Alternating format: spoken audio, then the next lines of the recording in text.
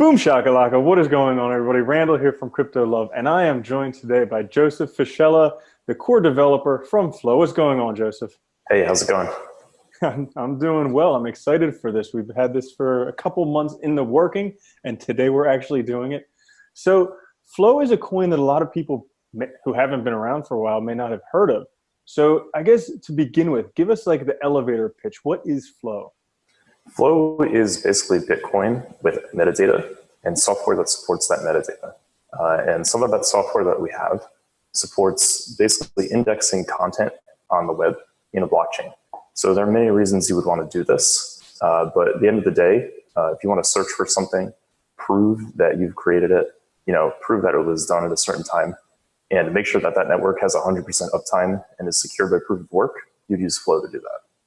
Okay, awesome. And there are a couple examples of projects using FLO, which we'll get into in just a little bit. So now we know a little bit about FLO. Tell us a little bit about yourself. Who are you? How did you get involved with the project and all that fun stuff? Sure. I've been a programmer my whole life. I've been programming since I was 11 years old, which is 20 years ago. And since I graduated college, I had one full-time job before I got into crypto. So I've been doing it quite some time. I was mining Litecoin on my GPUs when I sort of was reading about it online. And I just quit my full-time job and got into crypto. And ever since then, I've been working full-time in the space. I got involved in the FLO project pretty much the day it was launched. And I would consider myself sort of the lead developer, core developer, someone that's been promoting the project since the beginning. Mm-hmm. I was reading an article about you back in the day, how you used to be handing out little paper wallets of FLO back in the day. That's true. Some people still have them. They're worth a lot more than they were back then. Oh, that's awesome. That's awesome. So let's dive back into FLO. So it used to be known as Florincoin. Mm-hmm. Now it's known as FLO. What was the reason for the change in name? Yeah, so Florincoin was the original name, and it was based on a historical European coin that was minted many, many years, hundreds of years ago. And it just didn't really have any meaning or didn't really have any significance towards what we were trying to achieve. Plus, it was a little bit of a mouthful. It didn't pass the radio test. People didn't know how to spell it. And it kind of sounded like a European first name. So people were like, this is kind of a joke. In fact, I got a lot of comments from supporters who would say, I thought it was a joke at first because the name is so weird. So we decided, it had the ticker FLO, and the word FLO is kind of cool. So we decided, let's just change it to FLO. We also got the domain name flo.cash. So we were like, this is kind of perfect situation to rebrand. Plus we changed the logo at the same time. So we changed pretty much everything about the naming and branding just to FLO, and it made it a lot easier for people to understand. Awesome, awesome. And I mean, I've seen the rebranding. It does sound very cool. And there's even that book by that guy about being in the flow, which is like the optimal state for doing work. Yeah. So the next thing I wanted to talk about was metadata, because that's what makes FLO very different from a lot of projects out there. And that's what makes it very valuable, very useful. So talk about what that metadata is and why it's so useful. Sure. So metadata is any data that describes something that's on the web, right? So if you want to describe a photo that you've taken, you would probably put in the date that you took it, your name, the location, and you can use that to search for it. But also metadata can include a signature with cryptography, obviously using ECDSA like Bitcoin uses, to prove that you're the owner of that said thing. So any content can be searched and indexed on our blockchain using that metadata field. That's what we're using it for. Okay, so there's a lot of projects out there that are already using them. Probably the most well-known would be tZERO, but also Caltech is using it. There's the Open Index Protocol, Alexandria. So how are they using this, and why would people be interested in it? Yeah, I'll go through each of those really quickly. The first thing is tZERO. So they're launching their DLR product, and DLR stands for Digital Locate Receipt. And what that is basically a identification process for seeing who owns what stock. So one of the problems that Patrick Byrne, the CEO of Overstock.com and the owner of tZERO, talks about a lot is having the naked short selling practice kind of cut out, right? And naked short selling is when you take a stock and you borrow it and you short sell it without actually owning the stock, because you have this T+3 lag in the traditional system that allows you to take advantage of sort of this period where you don't actually own it, but you can still short it. That's detrimental to some stock prices, and it's kind of like a loophole that people get away with in Wall Street. So DLR basically says, okay, using this blockchain technology, you have to prove that you own this stock before you short it. So you can't naked short sell on the tZERO marketplace. And that kind of cuts away some of the unfairness that exists in the traditional system. So Flow is storing the records and receipts of all of those transactions on its blockchain. And I created an explorer. It's at flowblockchain.org/tZERO. And you can see all the tZERO messages. We're actually not sure when they launch whether or not they're going to use Flow. We don't have any communication with tZERO. People in general just create apps on Flow without telling us. It's kind of like Bitcoin. You know, no one called up Satoshi and was like, I'm going to make BitPay, right? So it's a permissionless network. Anyone can use it for that purpose. And that's one of the reasons people are drawn towards it. But yeah, I could just go through the rest of the examples. So Caltech created an electron microscope database. And what they're doing there is they're taking 18,000 images of bacteria, viruses, putting the metadata for that on the blockchain, and putting the actual content on IPFS. So if anyone wants to do scientific research on anything that Caltech has done, it's in this decentralized network, and it's always going to be able to be found. And even if IPFS is down or whatever, you can at least prove that you have the correct file by checking the hash and also checking the signature to see that it matches Caltech's signature. So that's one of the examples that's actually using the Open Index protocol, which is what you had mentioned.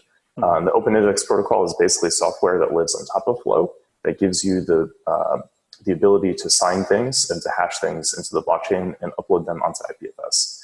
And there's one other project that's actually using OIP, which is the Wyoming project with Medici Land Governance. And they've put 185,000 land records on the Flow blockchain using OIP. So, you know, let's say there's a filing cabinet in the back of a county clerk's office, right? And it gets lost, or, you know, someone decides, hey, I kind of like want to do something weird with this.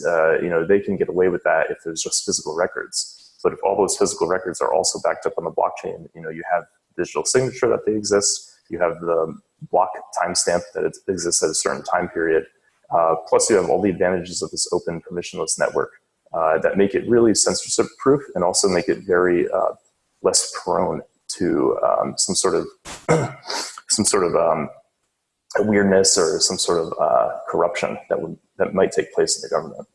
Mm-hmm. Well, that sounds awesome, and those sound like really useful use cases, for lack of a better word. So, in terms of you have a bunch of things that are developed right now on Flow, and I saw on your website, I think there's like 11 different dApps that are using Flow that are listed there. So, what are you doing with development of Flow right now? I saw a while ago there was a 51% attack that you've corrected. So where are you in terms of development? Core development is very much focused on keeping us up to date with the latest Bitcoin and Litecoin core code. So we've just implemented SegWit like a year or two ago, right? So we did that pretty quickly as soon as Bitcoin did. And we're trying to keep up to date with those guys. But also, like you mentioned, there was a 51% attack. People did notice that the hash rate was low. So we implemented a max reorg depth algorithm, which is exactly the same algorithm as Bitcoin Cash and Ravencoin both have.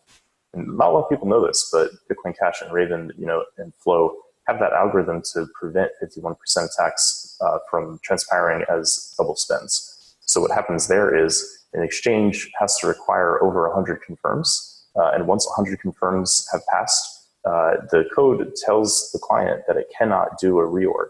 And most 51% attacks happen when an attacker introduces a reorganization of the blockchain and switches out the funds. So that's not possible to do in Bitcoin Cash, and it's not possible to do in Flow because we have the same consensus algorithm.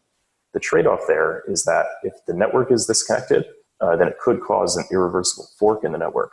But we just try to keep our clients connected to each other and give everyone a list of sort of the full nodes and the miners. So we have over, I think, 17 pools that are actively mining Flow right now. So it's pretty good in terms of decentralization. So we don't think the network fragmentation will be a problem. Yeah, those are examples of some of the problems that we're solving and what we're doing in the development of core Flow. Mm-hmm. Cool. So Flow's been around for a while. It's been around for like 6 years now, somewhat, right? Okay. That's over 6 years. Yeah, June 17th, 2013. Wow. So it's pretty much one of the oldest cryptos out there that people are still using, trading, developing on. So I mean, despite being around for that long, people don't know that much about it. So are you guys doing any things in terms of marketing or trying to get awareness out there to let people know more about it? Yeah, we actually just, so we incorporated a foundation, the FLO Foundation. It's a Hong Kong-based foundation. We're taking donations. Another responsibility of the foundation is to find volunteers who are going to help with branding and marketing of FLO. Just last week, we assigned 8 of the foundation members to volunteer as branding and marketing ambassadors.